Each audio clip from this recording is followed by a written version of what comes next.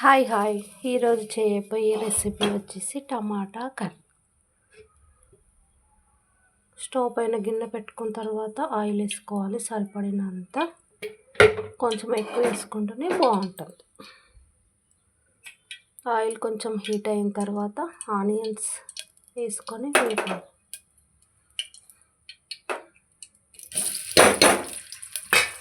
కొంచెం వేగనిద్దాం. ఇలా కొద్దిగా వేగిన తర్వాత ఇందులో అల్లం వెల్లుల్లి పేస్ట్ కొద్దిగా వేసుకొని వేపాలి. ఒక 5 minutes ఇట్లా కలుపుతూ ఫ్రై చేసుకొని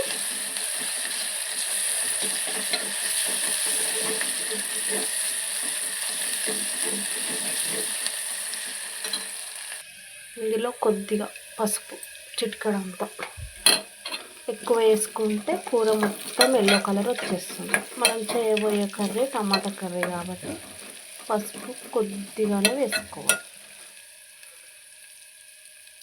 ఇప్పుడు టమాటాలు యాడ్ చేసుకుందాం.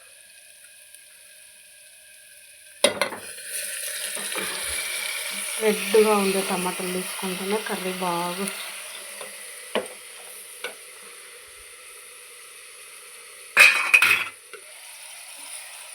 టమాటాలన్నీ ఇందులో వేసుకొని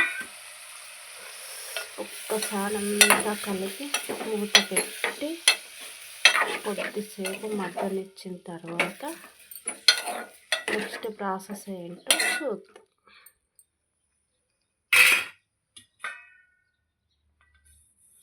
మూత పెట్టి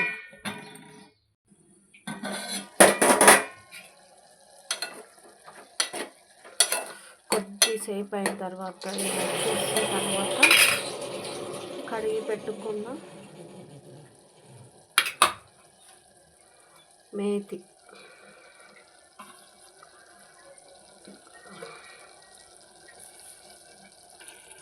కారం,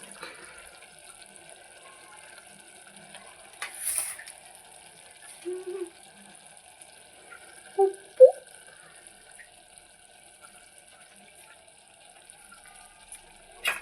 ఇప్పుడు ఇవన్నీ కలిపి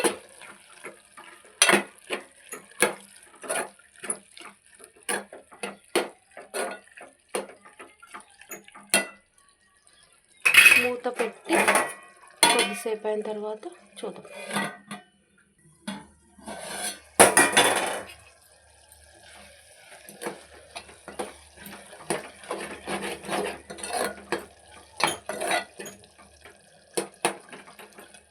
ఈ టమాటాలన్నీ మెత్తగా అయ్యేంత వరకు అలాగే ఉడికించుకుంటే రుచికరమైన టమాటా మేతి కర్రీ రెడీ.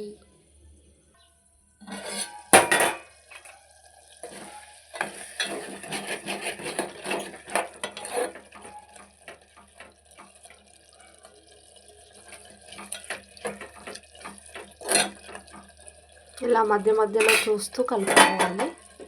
మూత పెట్టి మళ్ళీ కొద్దిసేపు అయిన తర్వాత చూద్దాం. ఫైనల్లీ ఇలా వచ్చింది చూడండి. ఆయిల్ అంతా ఎలా వస్తుంది పైనకి. ఇది కర్రీ రెడీ అయిపోయినట్టే అండి. టేస్టీ రుచికరమైన టమాటా కర్రీ.